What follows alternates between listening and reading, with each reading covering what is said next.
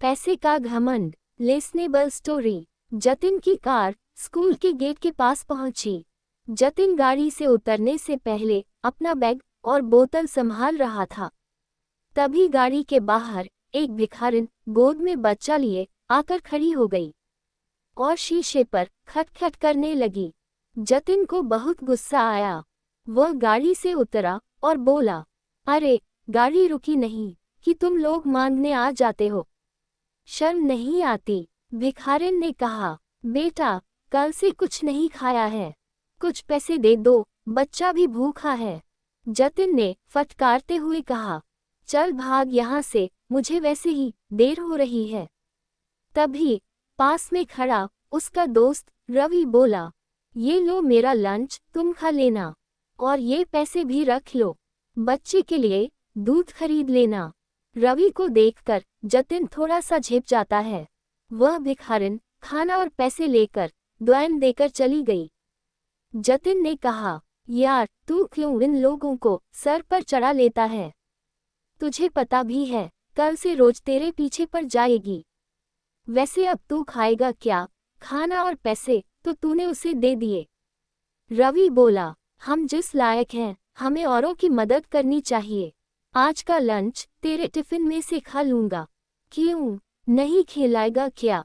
ये सुनकर जतिन जोर से हंस पड़ा। उसे देखकर रवि भी हंस पड़ा। फिर दोनों अपनी क्लास की ओर बढ़ गए। अगले दिन से रवि ज्यादा खाना लाने लगा और उस भिखारिन को देने लगा।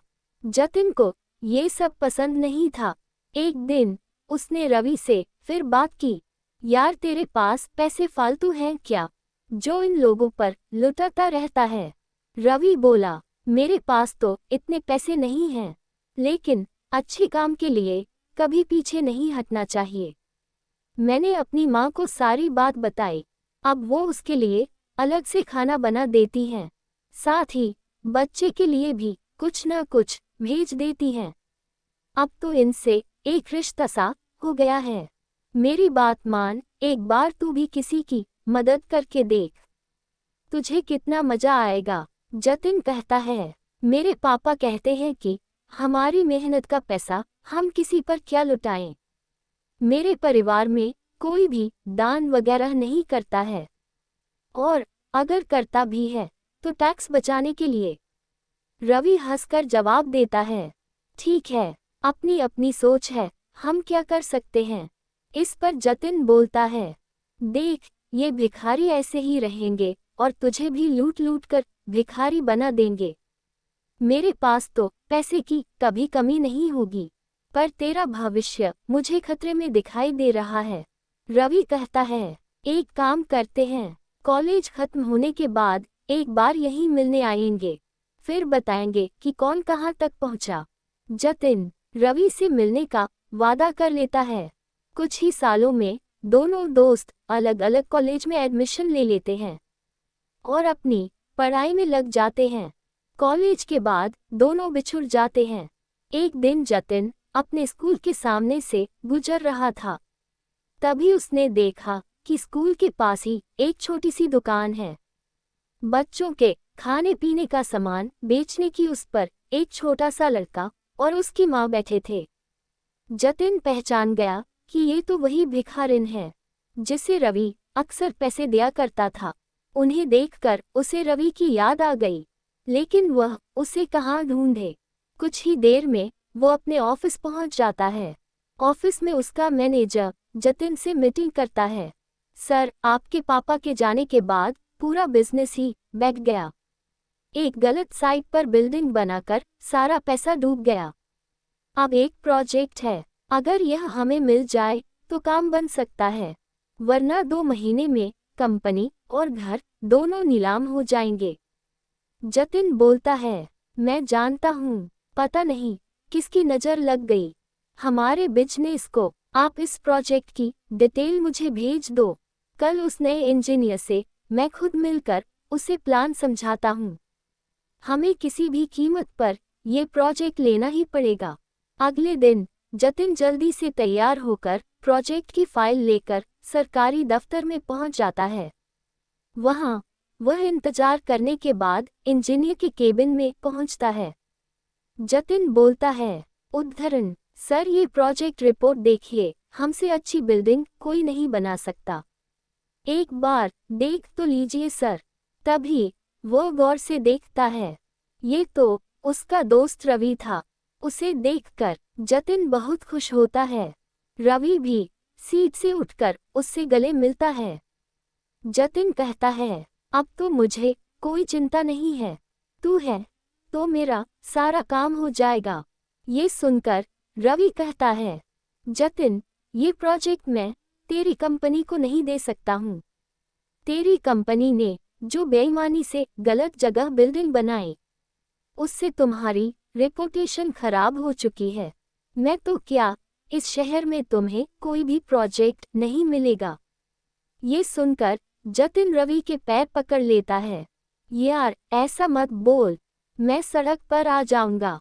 तुझे देखकर मुझे एक उम्मीद बंधी है। अगर ये प्रोजेक्ट न मिला तो मैं बर्बाद हो जाऊंगा। रवि जतिन से कहता है, चल मेरे साथ। वह जतिन को लेकर उसी स्कूल के सामने पहुंच जाता है। वहां जाकर रवि कहता है, पहचानता है इस औरत को जिसे तूने कभी भीख नहीं दी, हमेशा फटकार देता था। मैंने इसकी थोड़ी सी मदद की और आज ये दुकान पर सामान बेचकर अपनी रोजी रोटी चला रही है। कोई मजबूरी में भीख मांगता है तो हमें उसका मजाक नहीं उड़ाना चाहिए। आज देख, भीख तो तू भी मुझसे मांग रहा है, इसमें और तुझमें क्या फर्क रह गया। मैं तुझे नीचा नहीं दिखा रहा, लेकिन तूने सिर्फ पैसा कमाया, दुआ नहीं। आज वह भी तेरे पास नहीं है। जिस पैसे पर तू घमंड कर रहा था, आज उसी ने तुझे बर्बाद कर दिया। ये सुनकर जतिन की आंखों से आंसू बहने लगे। वह बोला, हाँ, तू ठीक कह रहा है। मेरे परिवार ने कभी किसी की मदद नहीं की, यही शिक्षा उन्होंने मुझे दी। रवि जतिन को लेकर उसी दुकान पर पहुंच जाता है। वह औरत उन्हें देखकर उनके पास आ जाती है। भैया आप आइए, बैठिए, मैं अभी आपके लिए कुछ लाती हूँ। रवि बोला, नहीं मान जी, मैं तो बस आपसे मिलने आया था, कोई परेशानी तो नहीं है। वह औरत बोली, भैया आपके कारण हम भिखारी की जिल्लत से बाहर निकल आए। मेरा बेटा अब स्कूल जाता है। यहीं पास ही में हमने एक कमरा किराए पर ले लिया है। मैं अपने बेटे को पढ़ाकर आपके जैसा अफसर बनाना चाहती हूँ। पूरी जिंदगी भी लगी रहूं तो भी आपका एहसान नहीं चुका सकती। उनसे मिलकर जतिन को भी अच्छा लगा। वहां से कुछ दूर जाकर वह बोला, रवि अब मैं किसी से भीख नहीं मांगूंगा, नए सिरे से शुरुआत करूंगा। ईमानदारी से और अपनी कमाई का कुछ हिस्सा दान जरूर करूंगा। रवि बोला, अगर तू सच्चाई और ईमानदारी से काम करे तो ये प्रोजेक्ट मैं तुझे दिलवा सकता हूँ। जतिन अपने दोस्त के गले लगकर रोने लगता है। इन आंसुओं में उसका घमंड भी बह गया था। अगर आपको हमारी ये कहानी पसंद आए तो प्लीज़ हमारे चैनल को सब्सक्राइब, वीडियो को लाइक और शेयर ज़रूर करें। हमेशा की तरह पूरी कहानी पढ़ने के लिए आपको धन्यवाद।